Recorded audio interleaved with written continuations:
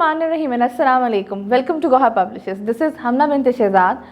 Our motto is redefining the geography of education through digital resources for conceptual learning.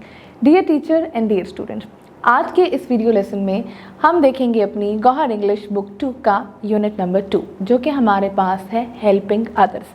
Helping others से क्या मुराद है? Helping others से मुराद है दूसरों की मदद करना। क्या आप एक दूसरे की मदद करते हैं? बिल्कुल करते भी होंगे। स्कूल में अपने क्लास फेलोज़ की, घर में अपनी अम्मी की, स्कूल में अपनी टीचर की, किसी ना किसी तरीके से हम किसी ना किसी की मदद कर रहे होते हैं और मदद करना बहुत अच्छी बात है। लेकिन इस चैप्टर को रीड करने से पहले हम सबसे पहले देखेंगे कि इस यूनिट के स्टूडेंट्स लर्निंग आउटकम क्या है, यानी कि इसको पढ़ने के बाद आप लोग यानी कि स्टूडेंट्स जो हैं वो किस काबिल हो जाएंगे। तो आइए चलते हैं स्टूडेंट्स लर्निंग आउटकम की तरफ। जी, तो हमारे स्टूडेंट्स लर्निंग आउटकम में हमारा जो पहला आउटकम है, use pre reading strategies to predict story by looking at pictures in the text. यानी कि इस कहानी के अंदर जो भी तस्वीरें आएंगी, जैसे कि आपको स्क्रीन पे नज़र आ रहा है कि पहली तस्वीर में एक बच्चा एक बूढ़े आदमी को व्हीलचेयर पर लेके जा रहा है। अगली तस्वीर में आप देख सकते हैं जैसे कि स्क्रीन पर बहुत सारे बच्चे एक पार्क की सफाई कर रहे हैं, अपने बड़ों की मदद भी कर रहे हैं। अगली आपके पास एक लाइब्रेरी का सीन है जिसमें आप देख सकते हैं कि यहाँ पे भी बच्चे एक दूसरे की हेल्प कर रहे हैं। तो आपको बेसिकली तस्वीरों को देखते हुए ये बताना है कि कहानी किस बारे में है या कहानी में अंदर या आगे जाकर आगे क्या हो सकता है। Recognise and identify consonant and vowels in English alphabet. यानी कि यहाँ पर हम देखेंगे कि इंग्लिश अल्फ़ाबेट, जैसे कि हम सब जानते हैं कि इंग्लिश अल्फ़ाबेट में देयर आर 26 लेटर्स। उन 26 लेटर्स में से हमारे पास कुछ कॉन्सोनेंट है और कुछ वाउल्स हैं। तो यहाँ पर बेसिकली हम आइडेंटिफाई करेंगे कि कॉन्सोनेंट्स कौन से होते हैं और वाउल क्या होते हैं। Then express and offer few basic social courtesies. यानी कि यहाँ पर हम देखेंगे कि किसी के साथ अगर हमने कोई बातचीत करनी है तो बातचीत का आगाज़ हम कैसे कर सकते हैं, हम कैसे कर्टसी से उनसे बात कर सकते हैं, कैसे उसको रिस्पॉन्ड कर सकते हैं। नेक्स्ट हमारे पास है identify initial and final consonant clusters. Consonant clusters को हम देखेंगे कि कॉन्सोनेंट क्लस्टर हमारे पास क्या होते हैं, और जब हम कॉन्सोनेंट क्लस्टर का कॉन्सेप्ट जो है वो अच्छे तरीके से समझ जाएंगे तो उसके बाद हम देखेंगे कि कॉन्सोनेंट क्लस्टर्स में कौन से कॉन्सोनेंट हैं जो कि एज एन इनिशियल साउंड हमारे पास आ रहे हैं और कौन से हमारे पास हैं जो कि एज एन एंडिंग साउंड हमारे पास आ रहे हैं। Then interact with the text and use reading strategies to locate a specific factual information to answer simple short questions in a word or two। यानी कि आपको टेक्स्ट में जो भी सवाल पढ़ने के दौरान आपसे पूछे जाएंगे और जो भी टीचर आप जो हैं वो आप रीडिंग चेक पॉइंट्स बनाएंगे तो उसके बाद आपसे कोई भी क्वेश्चन पूछा जा सकता है और वो क्वेश्चन आपने बेसिकली आंसर करना है येस और नो में, या उसका जो जवाब होगा वो 1 से 2 लफ्ज़ों में भी हो सकता है। Locate specific simple information in a clock by the hour by looking at the position of the hands of the clock. यानी कि जो एक क्लॉक होती है, घड़ी होती है जिसपे हम टाइम देखते हैं, उसके टाइम को उसकी जो सुइयाँ होती हैं, क्लॉक हमेशा कहते हैं घड़ी की सुइयों को, तो जो आर वाली सुई होती है यानी कि हमारे पास जो छोटी सुई होती है और जो आपकी बड़ी सुई 12 पे होती है उसको देखते हुए बाय द आर यानी कि घंटे के हिसाब से हम उसका टाइम देखना सीखेंगे। Recognise and classify in 2 different categories of some naming words from pictures and immediate surroundings, for example animals, fruits, vegetables, parts of body, objects in the classroom and home. यानी कि यहाँ पर हम देखेंगे नेमिंग वर्ड्स। नेमिंग वर्ड्स जैसे कि हम सब जानते हैं नाउन्स, ये हमारे पास कोई भी एंटिटी हो सकती है। It can be living thing, it can be non living thing.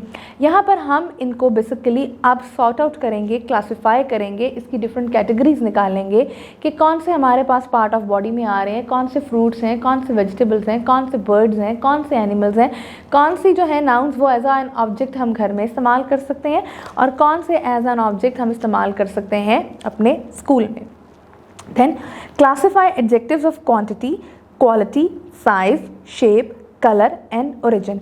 यानी कि अब यहाँ पर हम एडजेक्टिव्स को भी देखेंगे। एडजेक्टिव्स मीन हमारे पास वो डिस्क्राइबिंग नाउन, ठीक है, वो डिस्क्राइबिंग वर्ड्स जो कि बेसिकली आपके नाउन को डिस्क्राइब करते होंगे। जैसे कि अगर एक बॉय है, boy is basically a noun, ठीक है ना। अब उस बॉय को हम डिस्क्राइब डिफरेंट तरीक़ों से कर सकते हैं, good boy, bad boy, tall boy, short boy, obedient boy, intelligent boy. तो ये सारे वर्ड्स जो कि हमने बेसिकली बताए हैं, ये सारे के सारे वर्ड्स हमारे पास एडजेक्टिव हैं। एडजेक्टिव मीन वो वर्ड्स जो कि आपके बॉय को डिस्क्राइब कर रहे हैं, आपके नाउन को डिस्क्राइब कर रहे हैं। तो यहाँ पे हम देखेंगे कि ऑब्जेक्टिव हमारे पास कलर का भी हो सकता है, साइज़ का भी, शेप का भी, ओरिजिन का भी।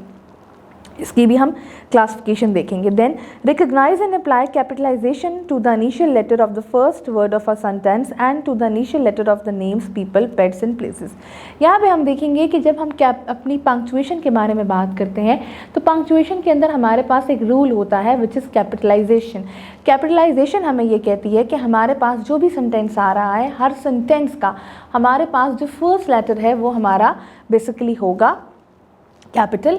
और इसके अलावा जितने भी उसमें नाम आएंगे, चाहे वो आपके इंसानों के नाम हैं, लोगों के नाम हैं, जानवरों के नाम हैं, आपके पास किसी शहर का नाम है, तो ये आपके पास हमेशा कैपिटल ही आएंगे।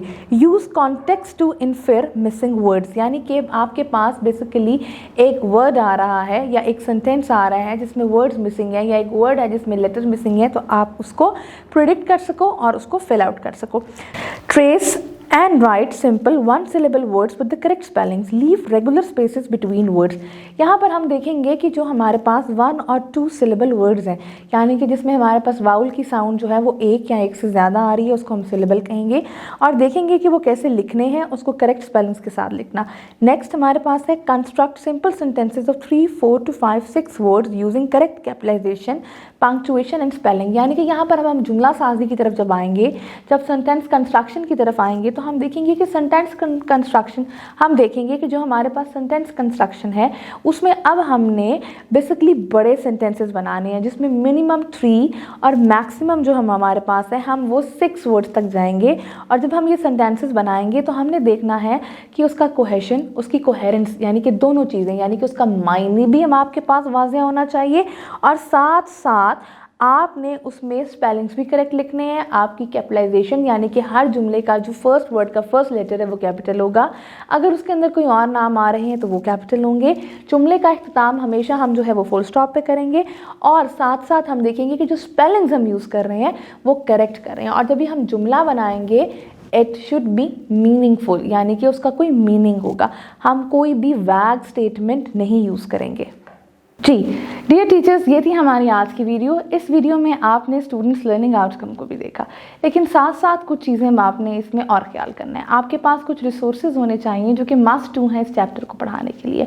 आपके पास सिलेबल के फ्लैश कार्ड्स होने चाहिए, आपके पास नाउन्स के फ्लैश कार्ड होने चाहिए, जिसको आप बेसिकली सॉर्ट आउट करवाएंगी बच्चों से रख कर टेबल पर। जब आपने वो कॉन्सेप्ट पढ़ाना है कि ये सारे फ्लैश कार्ड्स हैं, ये वाला फ्लैश कार्ड हम इस कैटेगरी में रखेंगे जो कि नेम में आ रहा है, ये फ्रूट्स में, ये वेजिटेबल्स में, ये बर्ड्स में, ये एनिमल्स में। इसी तरीके से एडजेक्टिव्स के कार्ड आपके पास होने चाहिए। बच्चे उन एडजेक्टिव्स को उन बेसिकली जो हमारे पास नाउन्स होंगे उनके साथ रिलेट कर कर एक प्रॉपर बनाएंगे आपका वर्ड, जैसे कि टॉल बॉय हो गया, गुड गर्ल हो गया, रेड एप्पल हो गया, उस तरीके से बनाएंगे। देन आपके पास कटआउट्स होने चाहिए जो कि सारे के सारे आपके सेंटेंसेस भी होने चाहिए। उसके थ्रू हम बच्चों को सेंटेंस कंस्ट्रक्शन सिखाएंगे, उसमें इवन फुल स्टॉप का भी हमारे पास एक कटआउट होना चाहिए। ये थी हमारी आज की वीडियो। आई होप आपको ये वीडियो पसंद आई होगी और इस वीडियो में से आपने कुछ ना कुछ तो ज़रूर लर्न किया होगा। इंशाल्लाह एक नई वीडियो के साथ फिर मिलेंगे, तब तक के लिए अल्लाह हाफ़िज़।